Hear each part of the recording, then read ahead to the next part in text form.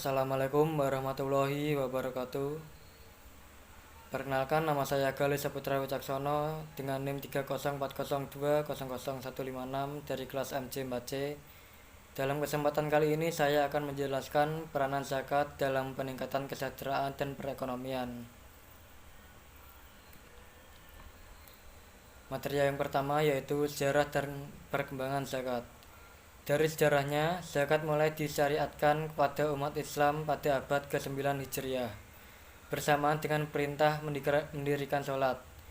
Sebab ayat tentang perintah membayar zakat senantiasa beriringan dengan perintah mendirikan sholat. Di dalam Al-Quran terdapat tidak kurang dari 82 ayat yang berisi perintah menunaikan zakat bersamaan dengan perintah mendirikan sholat. Baik perintah tersebut ada yang menggunakan lafal sedekah maupun zakat. Mengenai hal ini, Allah dalam surat Al-Baqarah berfirman, "Jika kamu menyampaikan sedekahmu, maka itu adalah sesekali, dan jika kamu menyembunyikannya dan kamu berikan kepada orang yang fakir, maka sembunyikanlah itu lebih baik bagimu. Dan Allah akan menghapuskan dari kamu sebagian kesalahanmu, dan Allah mengetahui apa yang kamu kerjakan." Quran Surah Al-Baqarah ayat 271. Yang berikutnya adalah pengertian zakat.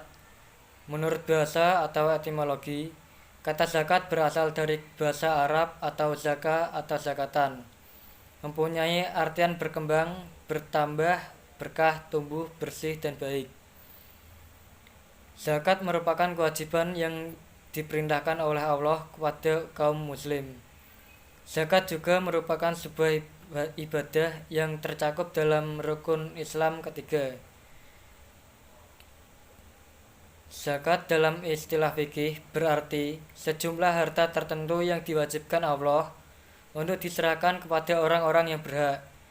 Di antara hikmah disyariatkannya zakat adalah untuk mewujudkan pemerataan, keadilan dalam ekonomi sebagai salah satu aset lembaga ekonomi Islam. Zakat merupakan sumber dana potensial strategis bagi upaya membangun kesejahteraan umat.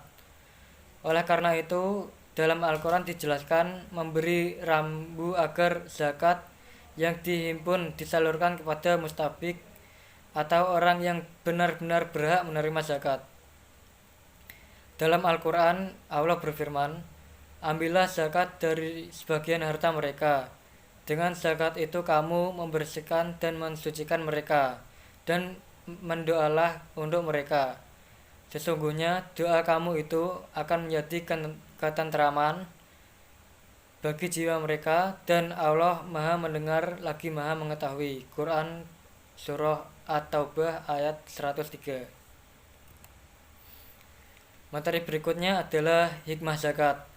Yang pertama, dalam bidang moral, zakat mengikis habis ketamakan dan keserakahan. Orang yang kaya mensucikan jiwa mereka dengan menunaikan zakat dari sifat kikir, mensucikan dan mengembangkan harta bendanya.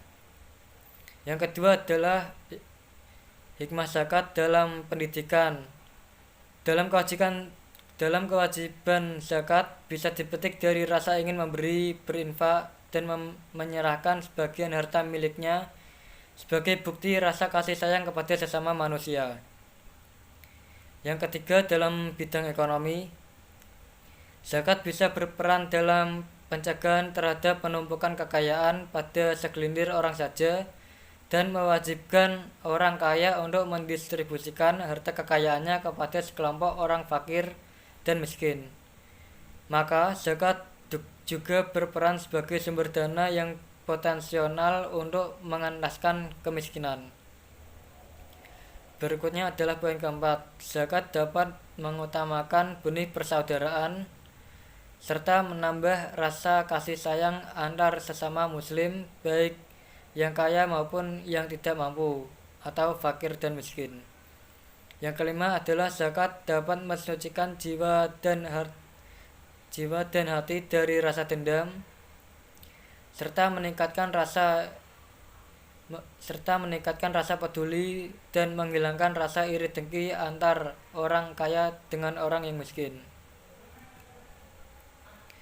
Materi berikutnya adalah pendistribusian zakat. Golongan orang yang berhak menerima zakat antara lain: 1. Fakir. Fakir yaitu kelompok orang yang sangat menderita dalam hidupnya. Ia tidak memiliki harta dan kemampuan untuk membeli hajat hidupnya. Yang kedua adalah miskin.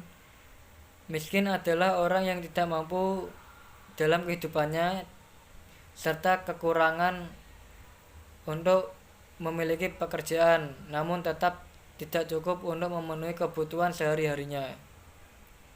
Yang ketiga adalah alimin atau pengelola zakat, merupakan orang yang dimandati tugas untuk mengumpulkan atau mengelola dan mendistribusikan zakat. Yang keempat adalah mu'alaf, yaitu orang non-muslim yang baru masuk Islam yang imannya masih lemah. Yang kelima adalah rihob atau budak, yaitu mencakup juga untuk melepaskan muslim yang ditawan oleh orang-orang kafir atau tawanan perang. Yang keenam adalah gorim, atau dapat disebut juga orang yang dililit hutang, yaitu orang yang berhutang karena untuk kepentingan yang bukan maksiat dan tidak sanggup membayarnya. Yang ketujuh adalah sabilillah, atau orang yang berperang di jalan Allah. Fisabilillah ialah orang yang mempunyai keperluan mempertahankan Islam dan kaum muslimin. Terdapat beberapa penafsiran bahwa sabilillah pada masa sekarang orang-orang yang berjuang untuk kepentingan menyebarkan agama Allah, seperti para ulama, kiai, tamir masjid, dan lain sebagainya. Yang ke-8 adalah Ibnu Sabil, yaitu orang yang sedang menempuh perjalanan yang bukan untuk maksiat dan ia mengalami kesengsaraan dalam perjalanannya. Materi selanjutnya yaitu peranan zakat dalam mengentaskan kemiskinan. Salah satu bentuk kepedulian adalah kesediaannya untuk membayar zakat dan mengeluarkan sedekah. Zakat merupakan infak atau pembelanjaan harta yang bersifat wajib dan sedekah adalah sunnah. Dalam konteks ekonomi, keduanya merupakan bentuk distribusi kekayaan di antara sesama manusia. Dan lebih dari itu, zakat memiliki fungsi yang strategis dalam konteks sesuai sistem ekonomi, yaitu sebagai salah satu instrumen distribusi kekayaan menurut Al-Arif 2010. Menurut Al-Qaddarwi, peranan zakat tidak hanya terbatas pada pengentasan kemiskinan, namun bertujuan pula mengatasi permasalahan kemasyarakatan lainnya. Maka peranan yang sangat menonjol dari zakat adalah membantu masyarakat muslim lainnya dan menyatukan hati agar senantiasa berpegang teguh terhadap Islam dan juga membantu segala permasalahan yang ada di dalamnya. Sekian presentasi yang dapat saya sampaikan pada kesempatan kali ini. Wabillahi taufiq wal hidayah. Wassalamualaikum warahmatullahi wabarakatuh.